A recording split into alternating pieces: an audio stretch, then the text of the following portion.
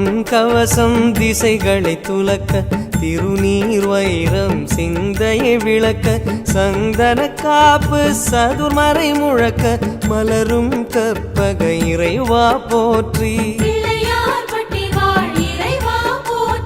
கலியுகம் காக்கும் கணபதி நாதா வலம்புரி நாதா அபயம் அபயம் அபயம் அருளும் இறைவா போற்றி